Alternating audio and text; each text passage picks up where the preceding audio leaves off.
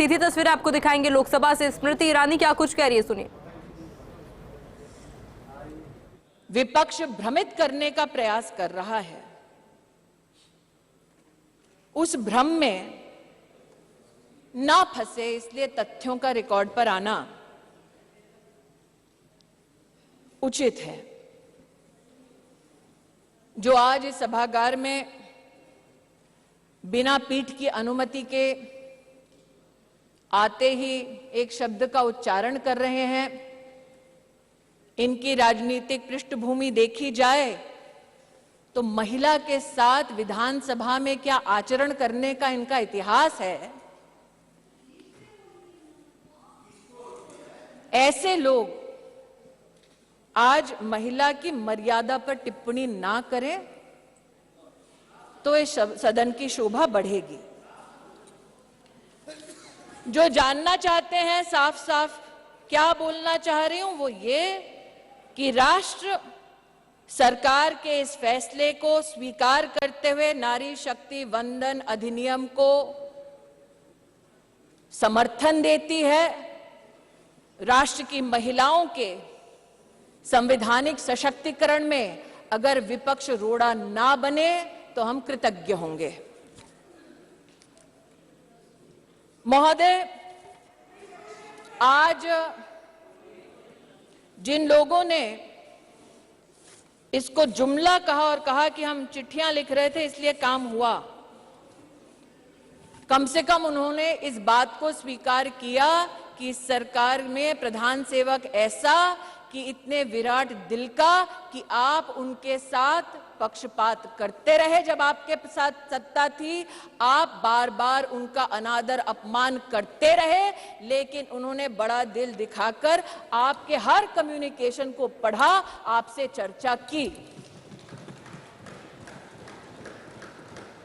मैं स्तब्ध हूं कि आज जिन लोगों ने व्याख्यान किया महिला सशक्तिकरण का, वो ये भूल गए कि सत्ता उनके पास थी, चमन उन्होंने लूटा, वरना आज जैसा कि प्रधानमंत्री जी ने कहा कब का ये गुलिस्तान हो चुका होता और हम जो साल 2014 में माननीय प्रधानमंत्री जी के नेतृत्व में देश की सेवा के लिए अनुग्रहित भाव से इस सदन में आए, हमने तब से लेकर अब तक महिला उत्थान के लिए विभिन्न इकाइयों के माध्यम से, योजनाओं के माध्यम से प्रयास किए।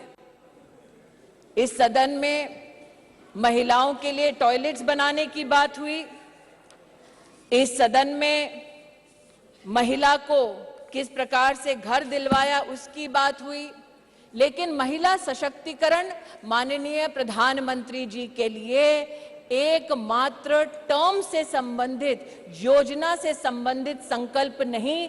जब से उन्हें भारतीय राजनीति में राष्ट्र की, प्रदेश की अपनी सेवा करने का मौका मिला, तब से उन्होंने कहा कि मातृशक्ति गवर्नेंस का केंद्र बिंदु होना चाहिए, क्योंकि इन्हीं महिलाओं के माध्यम से प्रदेश और देश विकसित हो पाएगा। उसके आपके सामने 2-3 उदाहरण रखना चाहती हूं। एक, साल 2006 में जब माननीय प्रधानमंत्री जी के पास प्रदेश में मुख्यमंत्री की जिम्मेदारी थी तो उन्होंने जेंडर इक्विटी की पॉलिसी बनाई, लेकिन मात्र पॉलिसी तक सीमित नहीं रहे, अपने 10 अलग अलग विभागों के माध्यम से उन्होंने जेंडर बजट को भी प्रस्तुत किया। और जो आज कह रहे हैं कि मुद्दे पे आओ, तो मुद्दे की बात ये कि जब उनकी सरकार थी तो जेंडर बजट की दृष्टिकोण से साल 2013-14 का आंकड़ा था 90,000 करोड़ और मोदी की सरकार में 23-24 का जेंडर बजट अगर आप देखें तो वो है 2,23,000 करोड़। ये मुद्दे की बात पर आना चाहते हैं। मुद्दे की बात ये कि जब प्रधानमंत्री जी के पास प्रदेश की जिम्मेदारी थी तब उन्होंने बेटियों की शिक्षा के लिए अपने आप को समर्पित किया। ड्रॉप आउट रेट 18% था। प्रधानमंत्री जी के मुख्यमंत्री के कार्यकाल में ड्रॉप आउट रेट 1% हुआ और आज प्रधानमंत्री की जब उनको जिम्मेदारी मिली है तो राष्ट्र के इतिहास में पहली बार राष्ट्रीय शिक्षा नीति में महिलाओं के लिए अलग से फंड का, जेंडर इंक्लूजन फंड का प्रावधान करने वाली सरकार नरेंद्र मोदी की सरकार है। ये कहते हैं मुद्दे पर आओ, तो मुद्दा ये कि जब प्रधानमंत्री जी के पास प्रदेश की जिम्मेदारी थी तो उन्होंने ई ममता एक कार्यक्रम शुरू किया ताकि गर्भवती माताएं, बच्चे उसके माध्यम से सरकारी व्यवस्था से उनका बेनिफिट ट्रैक हो सके, कौन वंचित है उस तक हम पहुंच सके। और आज नरेंद्र मोदी जब देश के प्रधानमंत्री हैं तो राष्ट्र के इतिहास में पहली बार पोषण ट्रैकर के माध्यम से देश के 7.5 करोड़ बच्चे और 2.5 करोड़ महिलाओं को पोषण अभियान के माध्यम से डिजिटली सेवा पहुंचाई जाती है। ये कहते हैं मुद्दे की बात पर आओ, तो मुद्दा ये कि जब प्रधानमंत्री जी के पास प्रदेश की जिम्मेदारी थी तो उन्होंने मां वात्सल्य योजना की शुरुआत की, जहां महिलाओं को लगभग 1.5 लाख रुपए के माध्यम से जिनकी एनुअल इनकम थी उनको 4 लाख से ज्यादा की मेडिकल ट्रीटमेंट सरकारी व्यवस्थाओं में देने का काम नरेंद्र मोदी जी ने किया। और आज आयुष्मान भारत योजना के चलते 10 करोड़ गरीब परिवार, 10 करोड़ गरीब महिलाओं को सुविधा, 24,000 से ज्यादा अस्पतालों में, 1,60,000 से ज्यादा स्वास्थ्य केंद्रों में सेवा देने वाली सरकार मोदी की सरकार है, भाजपा की सरकार है। इसलिए जो कहते हैं कि महिला सशक्तिकरण मात्र आज एक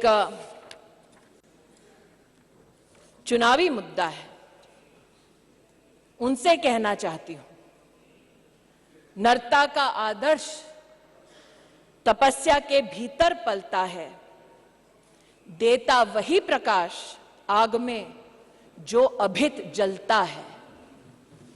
आपने नरेंद्र मोदी जी पर कई आक्षेप किए राष्ट्र के नवनिर्माण में, चाहे वो मेक इन इंडिया हो, चाहे वो धारा 370 को हटाने की बात हो, हर विषय पर, जीएसटी पर भी न सिर्फ व्यवधान किया बल्कि व्यवधान के बाद जब इस सदन ने उन कानूनों को पारित किया तो आप एक्सटर्नल ऑर्गेनाइजेशंस के माध्यम से कोर्ट में चुनौती देते गए, कोर्ट में भी हारे, पीपल्स कोर्ट में भी हारे। इस बार लोग कहते हैं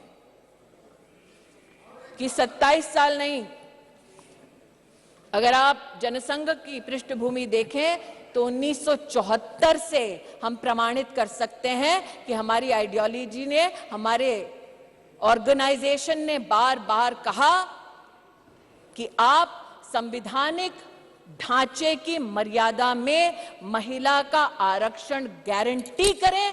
मोदी आज इस अधिनियम के माध्यम से महिलाओं को जो वंचित है वो अधिकार गारंटी कर रही हैं और इसीलिए पूरे सदन से विनम्र आग्रह है